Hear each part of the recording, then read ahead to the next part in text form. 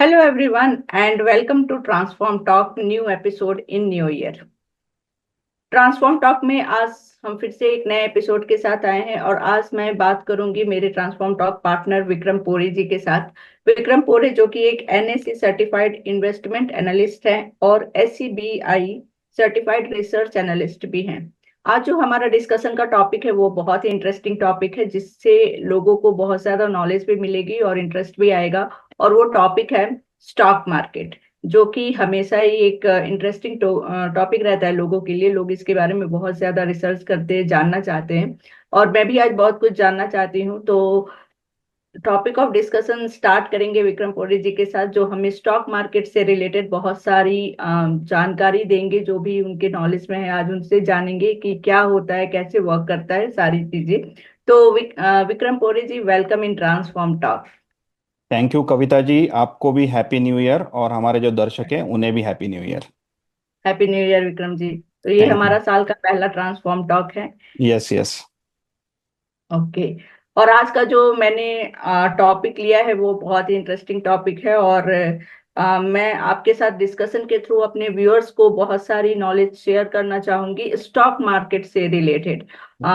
तो stock market से related कुछ सवाल है मेरे पास जो मैं आज आपसे जानना चाहूंगी और इस शो के थ्रू अपने व्यूअर्स तक भी हम पहुंचाना चाहते हैं। तो first of all Vikram ji, आप मुझे बताइए कि पर्सनली क्या आपका स्टॉक मार्केट में इंटरेस्ट है? जी जी कविता जी, स्टॉक मार्केट में काफ़ी इंटरेस्ट है मेरा। और मेरा ओके। इन्वेस्टमेंट और ट्रेडिंग भी मैं करते रहता हूँ। तो इंटरेस्ट है कविता ओके, जी। इंटरेस्ट है। Okay, great.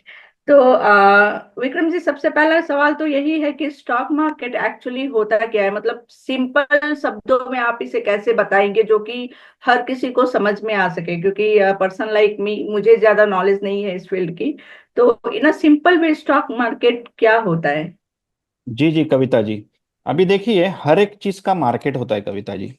अगर आपको ओके। कपड़े खरीदने जाते हैं तो आपको कपड़ों की दुकान जाना पड़ता है। कुछ यस। एक्स वाई जेड खरीदना है तो वो स्पेसिफिक दुकान में आपको जाना है। तो यस। सिमिलरली स्टॉक मार्केट ये एक मार्केट प्लेस है जहाँ पे कंपनी के शेयर्स की बाय और सेल होती है। और ये जो मार्केट है ये रेगुलेटेड, पूरा गवर्नमेंट रेगुलेटेड मार्केट है। तो it's a market place Kavita ji, जहाँ पे शेयर्स हमको खरीदा जा सकता है, बेचा जा सकता है। वहाँ पे ट्रेडर्स, इन्वेस्टर्स, ये पार्टिसिपेंट्स होते हैं। ओके। तो ये जो ट्रेडर्स होते हैं या फिर जो ये प्रोसेस करते हैं, एक्चुअली वो होते कौन है? मीन्स बिग कंपनीज के पार्ट होते हैं या कोई हायर अथॉरिटीज के लोग होते हैं? कौन करते हैं ये सारी जो स्टॉक मार्केट होते हैं? नहीं कविता जी, ये जो शेयर्स होते हैं ये कंपनीज के शेयर्स होते हैं जो ओके। एक प्रॉपर प्रोसेस के थ्रू लिस्टेड होते हैं अपने स्टॉक मार्केट पे। और जो आपने सवाल पूछा कि ये जो ट्रेडर्स होते हैं ये कौन होते हैं, इन्वेस्टर्स कौन होते हैं, तो इन्वेस्टर्स आपने कहा कि ये बड़े कंपनीज होते हैं। हाँ जी हाँ, ये बड़े कंपनीज भी होते हैं या फिर मेरे और आपके जैसे रिटेल इन्वेस्टर्स भी होते हैं जो अपनी जो मंथली सेविंग्स है। सपोज आप 1 लाख रुपए कमा रहे हैं मंथ के, और अगर आपके बच रहे 20,000 रुपीज, तो 20,000 अगर आप इन्वेस्ट करना चाहते हो तो आप ये शेयर मार्केट में कर सकते हो। तो आप होते हैं यहाँ के रिटेल इन्वेस्टर, जो स्मॉल इन्वेस्टर्स हम बोलते हैं, रिटेल इन्वेस्टर्स हम बोलते हैं, जो आपके और मेरे जैसे होते हैं। बड़े बड़े कंपनीज होते हैं, बड़े बड़े इंस्टीट्यूट्स होते हैं, बड़े बड़े इंश्योरेंस के कंपनीज भी होते हैं, वो भी इसके अंदर इन्वेस्टर्स होते हैं। तो उन्हें हम हाई नेटवर्थ इन्वेस्टर्स या डायरेक्ट इन्वेस्टर्स या फॉरेन इनडायरेक्ट इन्वेस्टमेंट्स, ये सारे मतलब ये F I I D I जो बोलते हैं, तो ये बड़े लोग होते हैं। और ट्रेडर्स भी सिमिलर ये लोग भी होते हैं और हम भी ट्रेडिंग कर सकते हैं। ट्रेडिंग के जो मुख्य प्रकार है वो है डे ट्रेडिंग करते हैं या स्विंग ट्रेडिंग करते हैं। तो ये दो टाइप के ट्रेडिंग होते हैं। तो ये ट्रेडर्स में भी बड़े कंपनीज भी हो सकते हैं, छोटे कंपनीज भी हो सकते हैं, और हम भी हो सकते हैं। तो everybody is the participant here. Okay, अभी आपने एक टर्म यूज किया विक्रम जी, डे ट्रेडिंग और समथिंग स्विंग ट्रेडिंग। हाँ हाँ वो हाँ। क्या होता है? हाँ तो डे ट्रेडिंग और स्विंग ट्रेडिंग तो ऐसा होता है कि डे ट्रेडिंग मतलब क्या होता है कि अगर आज हमने स्टॉक खरीदा और आज ही हमने उसको बेचा, तो वो डे, जो डे में उसका व्यवहार, ओके। बाय और सेल एक ही दिन में होता है, उसे डे ट्रेडर बोलते हैं एक ही या दिन डे में ट्रेडिंग होता बोलते हैं। है। और ओके। जो स्विंग ट्रेडिंग मतलब अगर आपने एक महीने का या शॉर्ट टर्म के लिए हम आपने लिया, आज खरीदा है और आपने एक महीने बाद बेचा है या एक साल बाद बेचा है, तो एक साल नहीं बोल सकते हम, एक साल के अंदर बेचे हैं तो वो हम स्विंग ट्रेडिंग में बोलते हैं। और एक साल के बाद अगर हम बेचते हैं तो उसको हम इन्वेस्टमेंट की तौर से देखते हैं।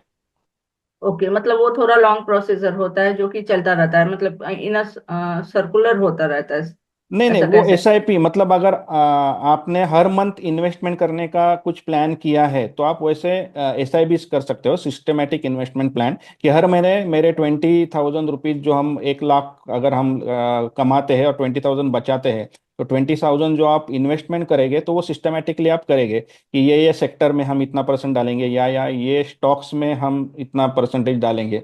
तो वो हिसाब से हम सिस्टमेटिकली भी कर सकते हैं। ओके विक्रम जी, अच्छे से आपने बताया। तो जी। एक टर्म आता है विक्रम जी, जब हम स्टॉक मार्केट या फिर शेयर मार्केट की जब बात करते हैं तो एक टर्म आता है आईपीओ। वो हम्म। आईपीओ क्या होता है? यस जी जी जी। विक्रम जी। आईपीओ से पहले मैं आपको जानना चाहता हूँ कि ये स्टॉक मार्केट क्या होता है। तो ओके। तो मतलब हम एक प्रोसेस के थ्रू जाएंगे। स्टॉक मार्केट क्या होता हम्म। है Kavita ji? It's a market place to buy and sell, जो मैंने आपको पहले भी बताया था। हाँ तो जी। ये हो गया स्टॉक मार्केट, जो स्टॉक मार्केट को हम सेकेंडरी मार्केट बोलते हैं कविता जी। मतलब जहाँ पे ओके। ऑलरेडी लिस्टेड शेयर्स होते हैं कंपनीज के, उसकी ट्रेडिंग होती है। लेकिन आईपीओ ओके। क्या होता है? सपोज अभी हम आईपीओ की शुरुआत करते हैं कविता जी। कविता जी, सपोज आपने एक बिजनेस आइडिया आपके दिमाग में है, और वो बिजनेस आइडिया, तो आपको मालूम है ये बहुत चलने वाली बिजनेस आइडिया है और ये बहुत अच्छी तरह से इसका हम बिजनेस में कन्वर्ट कर सकते हैं, अगर आपके पास ऐसा आइडिया है तो आप क्या करेंगे? इनिशियल में आप वो पूरा आइडिया देखेंगे, उसको पूरा राइट डाउन करेंगे और एक प्लान बनाएंगे वो बिजनेस कैसे आप रन करें। लेकिन उस समय आपके पास अगर पैसे तो हो गए लेकिन कम हो गए। इन मतलब सपोज जिसके लिए आपको इनिशियली 2-2 3-3 करोड़ का अगर इन्वेस्टमेंट लगता है, तो आप क्या करेंगे कि आप बोलेंगे कि भाई मेरे कोई दोस्त लोग हैं, उनको मैं बोलती हूँ, या मेरे फैमिली मेंबर्स है, या इनसे मैं अप्रोच करती हूँ और मैं उनसे कुछ इन्वेस्टमेंट उठाती हूँ और फिर मेरा प्रोजेक्ट रन करने के लिए शुरुआत करती हूँ। तो ये जो इन्वेस्टर्स इनिशियल टाइम पे जो आपके प्रोजेक्ट पे आते हैं, आपके ऊपर विश्वास रखे, उसको हम सीड इन्वेस्टर बोलेंगे या एंजल इन्वेस्टर बोलेंगे। ओके, तो इन्वेस्टर वो लोग बोलते आएंगे हैं। आपके पास, आपके फ्रेंड्स आएंगे। तो अगर आपको 1 करोड़ का रिक्वायरमेंट है तो कोई 20 लाख देगा, कोई 40 लाख देगा, ऐसा करके आपके पास 1 करोड़ फंड। का फंड आ जाएगा और आप आपकी आइडिया इम्प्लीमेंटेशन शुरू कर देंगे। तो वो हो गया। तो वो जो लोग आपके पास इन्वेस्टमेंट करेंगे वो आपको लोन देंगे एक तो, या फिर आपके इसमें पार्टनरशिप लेंगे। दो ही तरीका है। लोन लेंगे तो वो बोलेंगे भाई मैंने आपको ये पैसा दिया है, साल भर के बाद मुझे इतना इंटरेस्ट के साथ वापस कर देना। तो वो हो गया एक लोन अमाउंट आपको दिया। और कुछ लोग आपके पास आएंगे, वो बोलेंगे ये अमाउंट आपके पास रखो, आपके कंपनीज के शेयर्स मुझे दे दो, और जो भी प्रॉफिट होगा उसको हम बांट के ले लेंगे, मुझे मुझे प्रिंसिपल अमाउंट मुझे वापस नहीं चाहिए। तो ऐसे दो टाइप के आपके पास इन्वेस्टर्स आ सकते हैं। फ्रेंड्स और ये हो गए, तो मेरे ख्याल से they will be your partnership में वो जनरली आते हैं। तो ये हो गया आपका सीड इन्वेस्टमेंट या एंजल इन्वेस्टमेंट।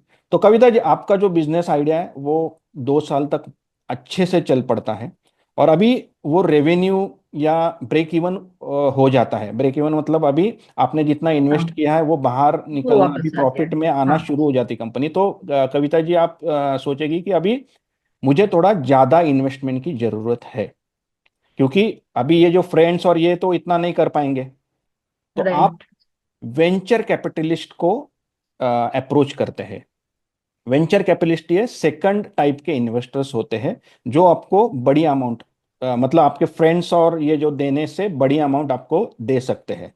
तो वो आपको फिर एक कुछ अमाउंट देंगे, आपका इंटरव्यू लेंगे, आपका प्रोडक्ट देखेंगे, आपका बिजनेस देखेंगे, आपने कैसा रन किया, और आपके उसके ऊपर आपको कुछ अमाउंट ये करेंगे। तो सपोज वो 10 करोड़ आपको उन्होंने अमाउंट दे दिया, तो 10 करोड़ से वो बोलेंगे भाई हम आपके कंपनी में वी विल बी पार्टनर। तो आपको वो 1% 2% के पार्टनर्स आपको उनको बनाना पड़ेगा, और फिर वो वेंचर कैपिटलिस्ट आपके इसमें आ जाएंगे। तो ये जो आपको पहला जो फंडिंग करते हैं उसको बोलते हैं राउंड ए की फंडिंग। ओके। तो जो इनिशियल फंडिंग आपको मिलती है, आप वापस 1-2 साल अच्छे से रन करते हैं, वापस आप दूसरे इन्वेस्टर के पास, वेंचर कैपिटलिस्ट जो होते हैं उनके पास जाते हैं और उनको बोलते हैं कि अभी मेरा बिजनेस अच्छा रन हो रहा है, मैं अच्छा प्रॉफिट में आ रही हूँ, तो मुझे अभी आप सीड अपना बी लेवल की मुझे फंडिंग चाहिए। तो बी लेवल की फंडिंग मतलब एक सीड बी बोलते हैं उसको, सीड ए सीड बी। तो सीड बी की आपको फंडिंग वो देने को एग्री कर देते हैं। ओके। तो ये हिसाब से वापिस आप 2-4 महीने 2-4 साल और करते हैं और आपको लगता है कि अभी तो मुझे और ज़्यादा लगेगा क्योंकि मेरी कंपनी अभी बना रही है, जो भी मैं इन्वेस्टमेंट ले रही हूँ अभी वो आगे बढ़ रहा है। तो अगर आपको सीड सी सीड डी ऐसे फंडिंग लेने हैं तो आप ले सकते हैं, या फिर आपकी अमाउंट बहुत ज़्यादा बड़ी है, मतलब अभी हो गई है 50 करोड़ 60 करोड़ की आपकी रिक्वायरमेंट है, तो ये जो वेंचर कैपिटलिस्ट है ये इतने नहीं देते, वो सिर्फ इनिशियल समय में आपको जितना लग सकता है उतना उनकी कैपेसिटी होती है उतना वो देते हैं। फिर आपको अप्रोच करना पड़ता है आपके इक्विटी पार्टनर्स को, प्राइवेट इक्विटी को। तो प्राइवेट इक्विटी वाले आपको बड़ा अमाउंट देने को एग्री कर देते हैं, बड़ा अमाउंट देते हैं और आपको कंपनी रन करने में, उनके कोई बोर्ड मेंबर्स होते हैं, उनके कोई लोग होते हैं, वो आपके कंपनी के बोर्ड पे आ जाते हैं और फिर आप कंपनी रन करना शुरू कर देते हैं। तो वैसे और 3-4 साल निकल जाते हैं, फिर और बड़ी अमाउंट आपको लगती है। तो अभी जो आपने सवाल पूछा है आईपीओ का, उसका जवाब आता है कि अभी देखो, अभी आपकी कंपनी का वैल्यूएशन बढ़ गया, अब अभी आपकी एक कंपनी एक लेवल पे आ गई है, तो फिर आप बोलेगे अभी ये वेंचर कैपिटलिस्ट, ये प्राइवेट इक्विटी पार्टनर्स, इनसे अभी कुछ होने नहीं वाला है, अभी मुझे पब्लिक से पैसा लेना है। तो पब्लिक से पैसा लेने के लिए आप बड़े बड़े बैंकर्स होते हैं, जो क्वालिफाइड बैंकर्स होते हैं, उनको अप्रोच करते हैं और फिर आप आईपीओ के लिए एप्लीकेशन डालते हो। ये सेबी के पास आपको डालना पड़ता है। तो वो एप्लीकेशन में आपके कुछ टर्म्स कंडीशंस होते हैं कि आपकी कंपनी इतने साल रन होने चाहिए, इतने प्रॉफिट्स आने चाहिए, फिर इतने परसेंट का डाइल्यूशन आपको करना है, ये सारे जो रूल्स होते हैं उसको फॉलो करके आपको वो आईपीओ के लिए एप्लीकेशन देना पड़ता है। फिर वो आप जब आईपीओ के लिए एप्लीकेशन देते हैं तो लगभग एक 5 से 6 महीने का पीरियड लगता है उसको अप्रूवल देने के लिए। सेबी उसको अगर अप्रूव कर देती है तो वेल एंड गुड, नहीं करती है तो आपको वापस जो भी उन्होंने बोला है वो करके वापस उनको अप्लाई करना पड़ता है। तो आप हम समझ लेते हैं कि आपको अभी उन्होंने अप्रूवल दे दिया। तो क्या होता है, अप्रूव देने के बाद ये कंपनी फिर लोगों से बोलती है कि अभी ये मेरा सारा बिजनेस का ये है, लेखा जोखा है, ये मेरी बैलेंस शीट है, ये सारा चीज़ है, ये मेरा बिजनेस का स्ट्रक्चर है, आप मुझे पैसे दे दो। तो ये कहाँ पे आएगा, ये आप एनएसई या बीएसई में आप लिस्ट कर सकते हो, दोनों में से एक में या दोनों में भी आप उसको लिस्ट करने के लिए दे सकते हो। तो ये आईपीओ का फिर एक डेट आता है कि इस समय आपको लिस्ट किया जाएगा। तो ये लिस्टिंग के पहले है, इसलिए इसको प्राइमरी मार्केट बोला जाता है। तो लोग आपके आईपीओ को सब्सक्राइब करते हैं। आपका अगर कंपनी का बिजनेस अच्छा है, उनका जो पीछे के प्रॉफिट एंड लॉसेस स्टेटमेंट देख के वो स्टडी करते हैं, प्रॉफिट में है कंपनी, अच्छी कंपनी है, तो वो फिर बोलती है कि चलो हमको इस कंपनी में इन्वेस्ट करना चाहिए। और फिर ये जो इन्वेस्टमेंट जो आपको मिलती है वो मिलती है हजारों करोड़ में मिलती है। तो एक फिर वो जो मनी आता है आपको, वो आप किस में यूज कर सकते हैं कविता जी। एक तो आपको कंपनी के लिए कैपेक्स, कैपेक्स मतलब कैपिटल एक्सपेंडिचर्स, मतलब कोई बड़ी जगह लेना है, बड़े इंस्ट्रूमेंट्स लेने हैं, बड़े इक्विपमेंट्स लेने हैं, उसके लिए आप खर्चा कर सकते हो। दूसरा, आपके जो भी पहले वाले पार्टनर्स है उनको एग्जिट चाहिए, वो बोलते हैं अभी भाई हमारा पैसा तो हमने जब डाला था, अभी हमको हमारा पैसा आप वापस कर दो, प्रॉफिट जो भी रहेगा उसके साथ हमको अभी बाहर निकलना है। जनरली वीसीज और जो ये रहते हैं अपने प्राइवेट इक्विटी वाले, तो वो बोलते हैं कि हमारा हमको एग्जिट लेना है, तो वो आप उसमें के पैसा आपको दे सकते हैं। या फिर आपने कोई कर्जा उठाया है पहले, तो वो कर्जा आपको अगर नील ऑफ करना है तो वो पैसे से आप निकल सकते हैं। तो ये कंसेप्ट होता है कविता जी आईपीओ का, जिसका फुल फॉर्म है इनिशियल पब्लिक ऑफर। नहीं शुक्रिया जी, आपने बहुत अच्छे से डिटेल में बताया। जी जी। तो एक और सवाल आता है जो कि मैं जब इसको पढ़ रही थी तो मैंने देखा कि why companies go public in stock market. तो ये क्या मतलब होता है? वही कविता जी मैंने आपको बताया, गोइंग पब्लिक मीन्स आपका आईपीओ लॉन्च करना। आईपीओ पब्लिक लॉन्च पब्लिक करना के ही लिए तो होता जो है। मैंने अभी प्रोसेस बताया ना उसी को हाँ हाँ, बोलते हैं going public. Going public yes. मतलब हाँ। ओके, या ठीक है।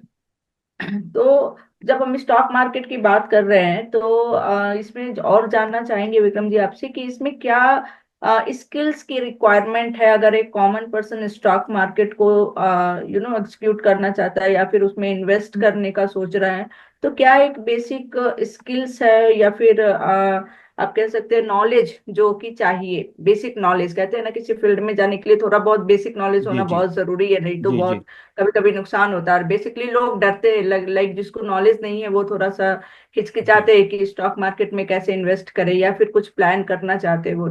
तो क्या बेसिक नॉलेज हमें लेनी चाहिए सो दैट हमें फाइंड आउट करने में इजी हो कि कहाँ पे कैसे इन्वेस्ट करना है या फिर शेयर्स लेने हैं? तो इस पे क्या बोलेंगे आप? हाँ, कविता जी काफी आसान है। क्या होता है, अभी सपोज आपको XYZ कंपनी में इन्वेस्ट करना है। ओके, तो आप क्या देखेंगे सबसे पहले? कंपनी। प्रॉफिट है या हाँ, प्रॉफिट तो बाद में आएगा। कंपनी क्या है, क्या क्या है बनाती कैसे? है, क्या प्रोडक्ट बनाती है, क्या ये प्रोडक्ट मार्केट में चल रहे हैं, कंपनी के मैनेजमेंट में कौन है, मैनेजमेंट के जो लोग हैं वो, उनके ऊपर कोई केसेस तो नहीं है, कोई लिटिगेशंस तो नहीं है। तो ये सारा आप चीज़ देखते हो। फिर कंपनी प्रॉफिटेबल है क्या, फिर प्रॉफिट के बारे में देखते हो। तो प्रॉफिट ये सारा चीज़ कहाँ पे देखेंगे आप? फाइनेंशियल्स जो है वो आप देखेंगे, उनके balance sheet, profit and loss statement और कैश फ्लो स्टेटमेंट। तो ये तीन मेजर स्टेटमेंट्स होते हैं, इसको आप स्टडी करेंगे। तो ये चीज़ होते हैं।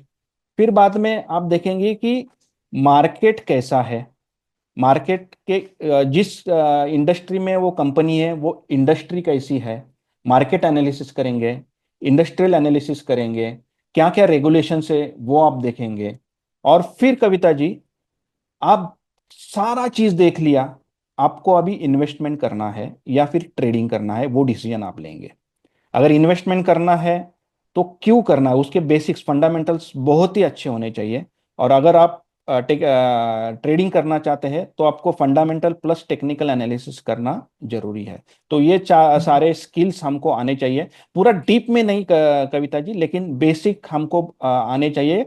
और हमारे जो फाइनेंशियल स्टेटमेंट्स वगैरह है ये पढ़ने तो हमको आने ही चाहिए।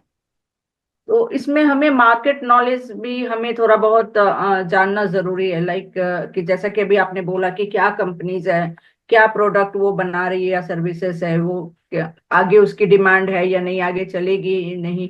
तो ये मार्केट रिसर्च भी एक जरूरी होता है ताकि हम डिसीजन ले सके कि हाँ कहाँ पे इन्वेस्ट करना है जो कि लॉन्ग टर्म में हमें यूजफुल हो सके, है ना? जी जी जी तो इस तरह कविता जी। से स्टडी करना है, ओके। तो दूसरा ये है विक्रम जी कि जब हम किसी सेक्टर के बारे में जानते हैं और जहाँ पे अगर हम कुछ इन्वेस्टमेंट, खास करके मनी रिलेटेड अगर हमें कुछ काम करना है, तो लोग बहुत ज्यादा सोचते हैं हम्म शुरुआत करने से भी पहले। तो यहाँ पे मैं पूछना चाहूंगी आपसे रिस्क के बारे में, अगर हम स्टॉक मार्केट की बात करें तो हम्म क्या क्या इनिशियल रिस्क हो सकते हैं कॉमन पीपल के लिए जब वो सोचते हैं कि हमें इन्वेस्टमेंट करना है या स्टॉक शेयर्स लेने हैं, खरीदने हैं? तो क्या रिस्क है और उस रिस्क को हम कैसे मैनेज कर सकते हैं या फिर हम्म कैसे उसको डील कर सकते हैं? क्या माइंडसेट रखना चाहिए? क्योंकि बहुत बार लोग उस पे जाते हैं, इस सेक्टर में जाते हैं, उनको लॉस भी होता है, कभी कभी हैवी लॉसेस होते हैं, तो वो लोग उसको फिर सहन नहीं कर पाते। बहुत सारी चीजें होती है हम्म जिसकी वजह से कभी कभी लोग डर जाते हैं कि दैट इज एक चीज तो कॉमन है कि लैक ऑफ नॉलेज एक प्रॉब्लम होता है, लैक ऑफ नॉलेज की वजह से कभी कभी लोग फंसते हैं। Hmm. But what are the initial risk और उस रिस्क को हम कैसे हैंडल कर सकते हैं? तो थोड़ा सा इसके विषय में भी आप बताइए। जी जी कविता जी, जो आपने क्वेश्चन पूछा उसी के अंदर उसका आंसर है। सबसे बड़े रिस्क है लॉस ऑफ इन्वेस्टमेंट। जो भी हमने इन्वेस्टमेंट किया उसको लॉस करना, ये सबसे बड़ी रिस्क होती है इसके अंदर। लेकिन कविता हम्म जी, ये काफ़ी, अगर आपकी स्टडी अच्छी है या आप अच्छा से उसके अंदर अगर करते हो तो ये लॉस नहीं होते हैं ज़्यादा। हम्म अगर हम प्रॉपरली उसको इन्वेस्टमेंट की स्टडी करके करेंगे तो नहीं होते। लेकिन आपने जो पूछा रिस्क, तो जी रिस्क हम्म होते हैं। मैं आपको बताता हूँ कि रिस्क को कैसे मैनेज करते हैं। तो ओके। सबसे पहले कविता जी, जो अमाउंट आप शेयर मार्केट या स्टॉक मार्केट में डालने वाले हो, वो अमाउंट आपकी ऐसी अमाउंट होनी चाहिए जो खोने के बाद भी आपको कोई पछतावा नहीं होना ज्यादा चाहिए। पछतावा ना मतलब होना चाहिए। आप आपके अगर हाँ। आप मंथली अगर 5,000 रुपया या 10,000 रुपये इन्वेस्टमेंट कर रहे हो और वो खो भी जाते हैं, जीरो भी हो जाते हैं, तो आपकी लाइफ के ऊपर उसका ज़्यादा परिणाम नहीं होना चाहिए। तो ये सबसे ये है। दूसरा, जो भी आप स्टॉक्स खरीदते हो तो एक ही सेक्टर या एक ही इंडस्ट्री में नहीं खरीदना चाहिए, उसको हमको डाइवर्सिफाई करना चाहिए। डाइवर्सिफाई का हम्म। मतलब कविता जी क्या होता है कि सपोज आपने ऑटो सेक्टर में इन्वेस्टमेंट किया, आपने केमिकल सेक्टर में किया, फार्मेसी में किया, तो ये होता है डाइवर्सिफिकेशन। मतलब अगर कोई सेक्टर अच्छा से नहीं चल रहा है तो दूसरा सेक्टर उसको सपोर्ट करे, तो कवर इसको करना है। डाइवर्सिफिकेशन ऑफ फंड्स या डाइवर्सिफिकेशन बोलते हैं। तीसरा चीज होता है कि अगर आप ट्रेडिंग करते हो तो ट्रेडिंग आपको स्ट्रिक्टली जो आपके अमाउंट है उसके कुछ परसेंटेज ही डेली डालना चाहिए। सपोज आपके पास लाख रुपए है तो आपको सपोज 10 या 15% ही डेली उसको डाल के इन्वेस्टमेंट या ट्रेडिंग करना चाहिए। पूरा का पूरा अमाउंट लगा के ट्रेडिंग नहीं करना चाहिए। नहीं तो लोग क्या करते हैं, उनके पास अमाउंट होती है 1-2 लाख और वो 1-2 लाख पूरा अमाउंट डाल के उसकी ट्रेडिंग शुरू कर दे और लॉसेस होते हैं, तो फिर वो बाद में स्टॉक मार्केट छोड़ के तो जाते ही जाते हैं, लेकिन उसके बाद बोलते हैं कि स्टॉक मार्केट मतलब गैम्बलिंग है, ये तो पूरा सट्टा बाजार है। तो ये करके वो बाहर निकलते हैं और जो आने वाले लोग होते हैं उनको भी वो आने नहीं देते हैं। तो ये एक होता है। डेफिनेटली। तो गलती आपको नहीं करनी है, आपको जो भी फिजिबल अमाउंट है वही डालना है। फिर बाद में उसके अंदर एक स्टॉप लॉस का कंसेप्ट होता है कविता जी, वो स्टॉप लॉस डाल के ही आपको ट्रेडिंग करना चाहिए। फिर जो आखिरी वाली चीज है वो है आपको इंफॉर्मेशन हमेशा लेनी चाहिए न्यूज से, न्यूज़पेपर से, कि मार्केट में क्या चल रहा है। तो ये सारे चीजें हैं कि आप ये सारे चीजें अगर रिस्क आप मैनेज कर सकते हो तो आप जरूर स्टॉक मार्केट में सक्सेसफुल हो सकते हो। यस कविता जी। अभी अभी आपने टर्म यूज किया विक्रम जी, स्टॉप लॉस, ये क्या हाँ है, थोड़ा सा इसको हाँ हाँ हाँ, डिस्क्राइब कीजिए। स्टॉप लॉस क्या होता है कविता जी, सपोज आपने कोई शेयर लिया है 150 रुपए में। ओके। ओके, और आपने कुछ टारगेट बनाया है, मैं 200 पे इसको बेच दूंगी, इतना इतना अमाउंट होने के बाद मैं बेच दूंगी। लेकिन ये तो हो गया अपसाइड वाला चीज।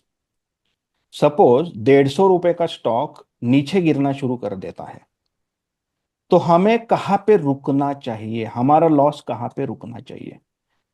शब्दशः अगर आप अर्थ लेंगे तो स्टॉप लॉस, तो सपोज 150 का शेयर अगर 140 या 135 तक जाता है तो उसके बाद मुझे वो वहां से बाहर निकलना है वो ट्रेड से। तो वो एक, अभी जो हम ये सारे जो ट्रेड्स होते हैं ना ये इलेक्ट्रॉनिकली करते हैं, तो वहां पे हमको एक स्टॉप लॉस का एक बटन होता है, वो डाल के हमको वहां पे डालना पड़ता है कि अगर ये स्टॉक 140 के नीचे जाता है तो मेरा ये ट्रेड स्क्वायर ऑफ करना। स्क्वायर ऑफ मतलब जो मैंने खरीदा है उसको बेच देना। मतलब 10 रुपए का लॉस मैं सह सकता हूँ, उससे ज्यादा नहीं सह सकता हूँ, और मुझे वहां से बाहर निकलना है। तो ये होता है स्टॉप लॉस कविता जी। तो ये मतलब कभी भी आप ट्रेडिंग करेंगे तो हमेशा याद रखो कि स्टॉप लॉस लगा के ही ट्रेडिंग करें। लाइक मनी लिमिटेशन इसको कह सकते हैं। हाँ, इसको मतलब लॉस लिमिटेशन कितना। बोलेंगे आप, लॉस हाँ, लिमिटेशन। लॉस लिमिटेशंस हाँ बोल हाँ। सकते हैं। हम्म, ओके। तो विक्रम जी, आपने बहुत अच्छे से सब कुछ डिस्क्राइब किया और बताया रिस्क क्या है, कैसे मैनेज कर सकते हैं, हम्म, क्या नॉलेज की रिक्वायरमेंट होती है, आईपीओ क्या होता है, बहुत अच्छे से समझाया आपने। तो अभी एक लास्ट सवाल की, हम्म, फॉर बिगनर्स, ओके, जो इस वीडियो को देख रहे हैं, तो अगर उसमें कुछ बिगनर्स है जो कि इंटरेस्टेड है इस फील्ड हम्म, के लिए और लैक ऑफ नॉलेज की वजह से वो स्टार्ट नहीं कर पाते होंगे, बट हो हम्म, सकता है इस वीडियो के बाद उनको थोड़ा सा कॉन्फिडेंस आए और जी वो जी। स्टॉक मार्केट में काम करने के लिए अगर उनका मन करता है, तो what are the trending sector now जहाँ पे हम स्टार्ट करने के लिए इनिशिएटिव ले सकते हैं। तो जी इसके बारे में आप कुछ कहेंगे? जी कविता जी, मैं ट्रेंडिंग वो या फिर आप कह सकते हैं कि एवरग्रीन सेक्टर जहाँ पे लोग हमेशा उसको चूज करते हैं उस सेक्टर को। जी तो कविता ऐसे जी, कौन से सेक्टर आते हैं? हाँ जी जी, being an SEBI certified market research analyst, मैं ये आपको नहीं बता सकता हूँ कि कौन सा सेक्टर ओके। ऊपर चल रहा है, क्योंकि उसके लिए हमें सेबी का रजिस्ट्रेशन की जरूरत होती है। और ये ओके। प्लेटफॉर्म के अगर मैं आपको कुछ बता दूंगा और कोई मेरा ये बात सुन के कुछ ट्रेड ले हम्म। ले या कुछ इन्वेस्टमेंट कर दे और वो लॉस में जाए, तो ये नहीं होना चाहिए। दैट तो विल बी रॉन्ग। हाँ, तो दैट विल बी रॉन्ग। लेकिन मैं सो। आपको बताता हूँ, हम्म।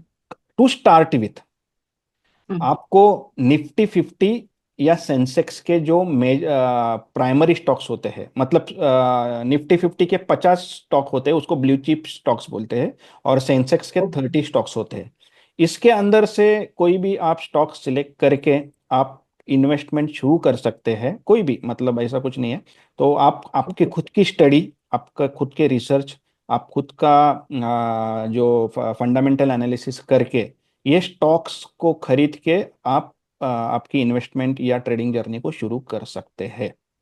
यस, तो बेसिकली हमें अगर किसी चीज में शुरुआत करना है तो फर्स्ट ऑफ ऑल नॉलेज लेना इज लाइक आवर रिस्पॉन्सिबिलिटी। उसको यस, समझ यस। के थोड़ा सा लोगों से जो इसमें एक्सपर्ट है थोड़ा सा उनके साथ कनेक्शन बिल्ड करके नॉलेज लेके फिर हम एक शुरुआत कर सकते हैं। ओके। जी, जी, जी, तो थैंक यू विक्रम जी, बहुत अच्छे से आपने इस कॉन्सेप्ट को समझाया और कुछ बेसिक जो टर्म्स हैं जो कि जब हम बात करते हैं स्टॉक मार्केट की तो वो आते हैं, उसको भी आपने बहुत अच्छे से समझाया। आई होप जी, कि जो व्यूअर्स इस वीडियो को देखेंगे या सुनेंगे तो उनको बहुत अच्छी और डिटेल नॉलेज मिलेगी इन अ वेरी सिंपल वे, जैसे कि आपने बताया।